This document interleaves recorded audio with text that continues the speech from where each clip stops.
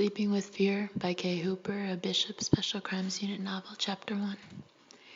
Even before she opened her eyes, Riley Crane was aware of two things, her pounding head and the smell of blood. Neither was all that unusual. Instinct and training made her lie perfectly still, eyes closed until she was reasonably sure she was fully awake. She was on her stomach and probably on a bed, she thought, possibly her own bed, on top of the covers, or at least not covered up, alone.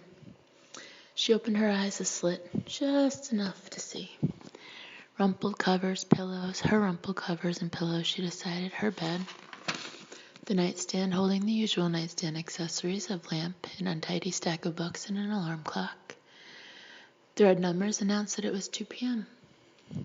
Okay, that was unusual. She never slept late and she never took naps. Plus, while either a headache or the smell of blood was not uncommon in her life, the two together were setting off alarm bells in her mind.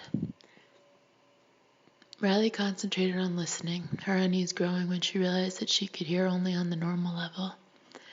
The faint hum of the air conditioning, the muffled rumble and crash of the surf out on the beach, a gull screaming as it flew past the house. The sort of stuff the usual everyday sense of hearing could glean automatically without any added concentration or focus, but nothing else. Try as she might, she couldn't hear the underlying pulse of the house. That was made up of things like the water and the plumbing and electricity humming in the lines, and the all but imperceptible shifting and creaking of seemingly solid wood and stone, as wind blew off the ocean and pressed against the building. She couldn't hear any of it, and that was bad. Taking the chance, Riley pushed herself up on her elbows and then slid her right hand underneath the pillows. At least it was there, right where it was supposed to be. Her hand closed over the reassuring grip of her weapon and she pulled it out, giving it a quick visual scan. Clip in, safety on, no round in the chamber. She automatically ejected the clip, checked that it was full and slid it back into place, then chambered around. The action quick and smooth after so many years of practice. The gun in her hand felt comfortable. That was right, but something else was very wrong. She could see the blood now as well as smell it. It was on her. Riley rolled and sat up in a single motion, her gaze darting around the bedroom warily. Her bedroom, something she recognized with a sense of familiarity. The reassurance of being where she should be, and it was empty except for her. Her head was pounding even harder from the quick movements, but she ignored it as she looked down at herself. The hand holding the gun was smeared with dried blood, and when she shifted the weapon to her other hand, she saw that it was as well. On her palms, on the backs of her hands, her forearms even, she saw underneath her fingernails. As far as she could tell, there was no blood on the covers, the pillows, which meant all the blood on her had dried before she had apparently fallen across the bed, fully dressed, and gone to sleep. Or passed out, either way. Jesus Christ. Blood on her hands, blood on her light-colored t-shirt, blood on her faded jeans, a lot of blood. Was she hurt? She didn't feel any pain, apart from the throbbing headache, but she did feel a cold, growing fear, because waking up covered with blood could not, by any stretch of the imagination, possibly be a good thing. She got herself off the bed a little stiff and more than a little shaky, and moved on bare feet out of the bedroom. Quickly but cautiously, she checked her surroundings to reassure herself that she was alone, that no immediate threat existed here. The second bedroom was neat as a pin and looked as though it hadn't been used recently, which was probably the case. Riley seldom had the sort of guest that required an extra bedroom. Checking out the remainder of the house was quick work, since most of it consisted of a large open area. That was the kitchen, dining room, and living room. Clean but slightly untidy, with books, magazines, newspapers, CDs, and DVDs stacked here and there, the usual clutter of everyday life. It looked like she'd been using the small dining table as a work surface, since placemats were pushed aside, and her laptop carrying case was on one of the chairs. The computer wasn't out, which told her only that she probably hadn't been working on it recently. The doors were closed and locked. The windows were also closed. It was hot in summer along the South Carolina coast. And locked. She was alone. Nevertheless, Riley took her weapon along when she went into the bathroom and checked behind the shower curtain before she locked herself in the relatively small room. Then she suffered another shock when she looked in the mirror above the vanity. More dried blood was on her face, smeared across her cheek, and some appeared to be matted in her pale hair, thickly matted. Shit. Her stomach churned, and she stood there for a moment, eyes closed until the nausea passed. Then she laid her weapon on the vanity and stripped to the skin. She checked every inch of herself and found nothing, no injury, not even a scratch. It wasn't her blood. That should have been reassuring. It wasn't. She was covered with blood, and it wasn't hers, which left her with a hell of a lot of unsettling, potentially terrifying questions. What or who had bled all over her? What had happened, and why couldn't she remember? Riley looked down at the crumpled clothing on the floor, then at herself, pale gold with her summer tan, her skin unmarked except for the dried blood on her hands and forearms. Forearms.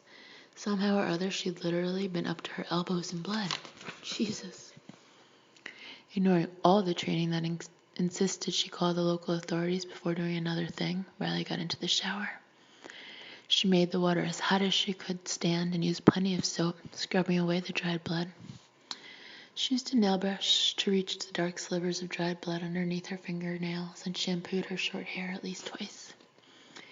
Even after she was clean, she stood under the hot water, letting it beat against her shoulders, her neck, her still sickly pounding head. What had happened? She didn't have the faintest clue. That was the hell of it. She had absolutely no memory of how she'd gotten herself covered with blood. She remembered lots of other things, almost all of the important stuff, really. Your name is Riley Crane, she muttered aloud, trying to reassure herself that something wasn't terribly wrong. You're 32 years old, single and a federal agent assigned these last 3 years to the Special Crimes Unit. Name, rank, serial number, more or less. Knowledge she was certain of. No amnesia there. She knew who she was. An army brat with 4 older brothers, she'd grown up all over the world, had a rich and varied education, a wide range of training of a kind few women could claim, had been able to take care of herself from a very young age, and she knew where she belonged, in the FBI, in the SCU, all that she remembered. As for her recent life, Christ, what was the last thing she remembered? She vaguely remembered renting the cottage, sort of remembered settling in, carrying boxes and bags from the car, putting things away, walking on the beach, sitting out on the deck in the darkness at night, feeling the warm ocean breeze on her face, and not alone, somebody out there with her. The vague, fuzzy memory of quiet voices, hushed laughter, a touch she felt for a fleeting second, so strongly that she looked down at her hand in amusement, and then it was gone. Try as she might, Riley couldn't remember anything else clearly. It became a confusing jumble in her head, just flashes, most of which made no sense to her. Faces that were unfamiliar, places she didn't remember being, random snatches of conversations she didn't understand. Flashes punctuated by jabs of pain in her head. Blaming the headache for the huge blank space that was her recent past, Riley got out of the shower and dried off. It was just the headache, of course. She'd swallow a few aspirin and get some food into her system, some caffeine into her veins, and then she'd remember, surely.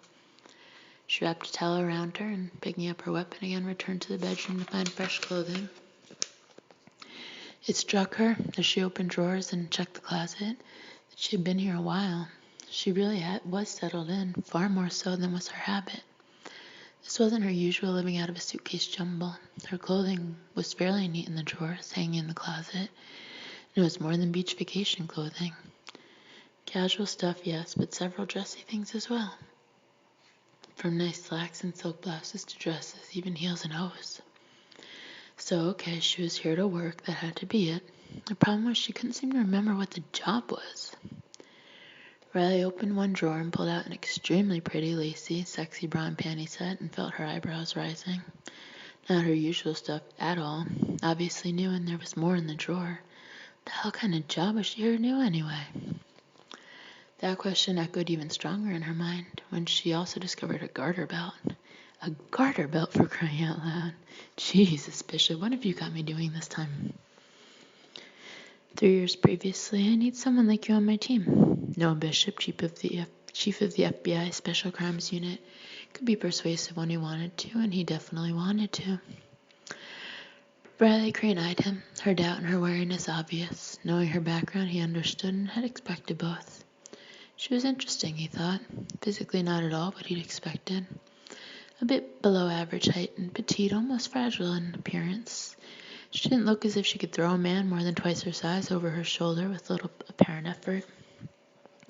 Large gray eyes that were deceptively childlike, gazing innocently out of an elfin face that was quirky and intriguing and infinitely memorable without being in any way beautiful. Fascinating that such a face belonged to a chameleon. Why me? She demanded, straight to the point. Bishop appreciated the directness and answered matter-of-factly. Aside from the necessary skills as an investigator, you possess two unique abilities I expect will prove highly useful in our work. You can fit yourself into any situation and be anyone you choose to be at any given time, and you're clairvoyant. Riley didn't bother to protest. She merely said, I like playing dress-up, playing let's pretend. When you live in your imagination as a kid, you get good at stuff like that. As for the other, since I haven't gone out of my way to advertise, just the opposite, in fact. How'd you find out? I keep my ear to the ground, Bishop replied with a shrug. Not good enough. I'm building a unit around agents with paranormal abilities, and I've spent a great deal of time these last few years casting out lines, quietly alerting people I trust within law enforcement and outside it as the sort of potential agents I'm looking for. Psychics. Not just any psychics. I need exceptionally strong people who can handle both their abilities and the emotional and psychological hardships of the work we do. He nodded to the scene just past her. Seems fairly obvious that you can handle the sort of extreme stress I'm talking about. Riley glanced back over her shoulder where the rest of her team was working in the rubble of what might or might not have been a deliberate explosion. The victims had been located and carried on stretchers or in body bags from the scene hours ago. Now the Army investigators were searching for evidence.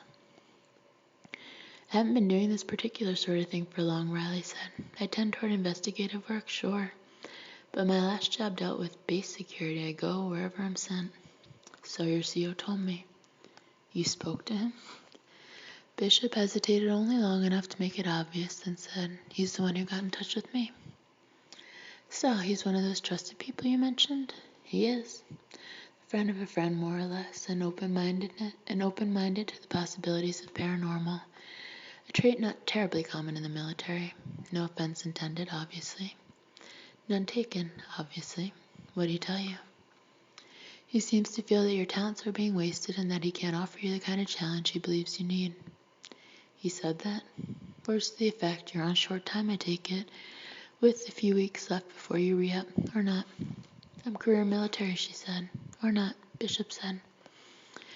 Riley shook her head slightly and said, offhand, Agent Bishop, I can't think of a single reason why I want to exchange the military life for one with the FBI, however specialized your unit is. Besides, even if I do get an occasional hunch, it never makes a difference in the outcome of any given situation. Doesn't it? No. We can help you learn how to channel and focus your abilities, how to use them constructively. You might be surprised at just how much of a difference you can make in any given situation. Without waiting for a response from her, Bishop opened the briefcase he carried and extracted a large, thick manila envelope. Take a look at this when you get the chance, he said, handing it to her. Tonight, tomorrow, after that, if you're interested, give me a call. My number's inside. And if I'm not interested, everything in there is a copy. If you're not interested, destroy it and forget about it. But I'm betting you'll be interested. So stick around for a few days, Major, just in case. Riley stood gazing after him for a long moment, tapping the envelope against her hand thoughtfully. Then she locked it in her vehicle and got back to work. It wasn't until much later that evening, alone in her small off-base apartment, that she discovered Bishop hadn't been entirely truthful. One thing in the envelope wasn't a copy. She had half-consciously steeled herself before opening the envelope, partly because common sense told her the sort of thing she was likely to find, and partly because her extra sense was tingling a warning as well, and had been from the moment she'd first touched it. But years of disciplined living, particularly in the military, had taught her a fair amount about concentration and focus, so that she was usually able to damp down those distracting feelings until she needed them, until she was ready to focus on what she saw when she upended the envelope onto her desk. Copies, copies of hell, autopsy reports, and autopsy photos.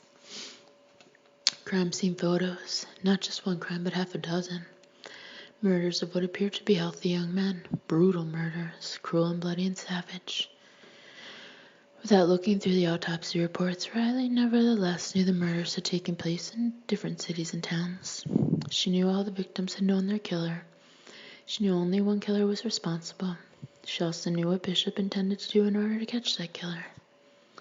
So that's why me, she said to herself. A challenge? Oh yes, definitely. The challenge of a lifetime. A deadly test of her skills, all of them. She reached out slowly and picked up the single object from the envelope that was not a copy. It was a coin, $50. Nothing apparently unusual about it at all, except that when she touched it, Riley knew one more thing. She knew what would happen if she refused Bishop's invitation. In the end, there wasn't a great deal to think about. Riley found the card with his cell number on it and placed the call. She didn't bother with pleasantries when he answered. You don't play fair, she said. I don't play, he replied. Something I should remember for future reference? You tell me. Riley closed her fingers over the coin in her hand and sighed. Where do I sign up? Present day. It didn't take Riley long to get dressed. She avoided the lacy underwear and pulled on the plainer, more practical and more comfortable stuff she usually wore.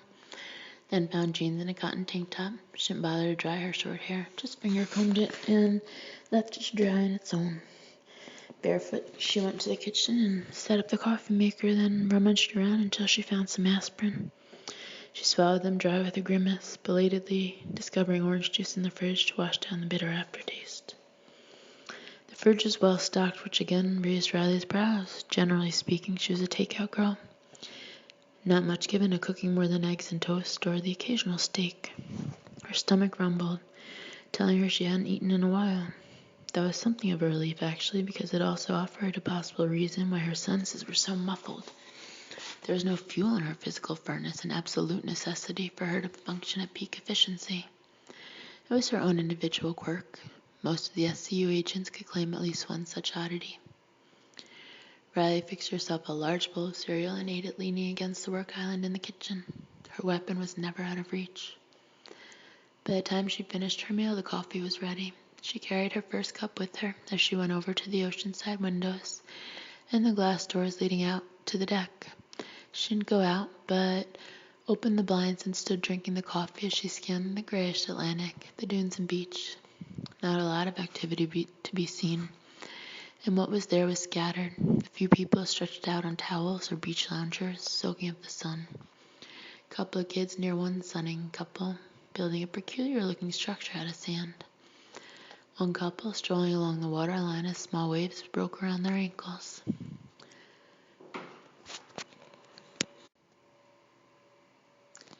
The beach between Riley's small house and the water was empty. People here tended to respect the boundaries of public-private beach access, especially at this less populated end of this particular small island.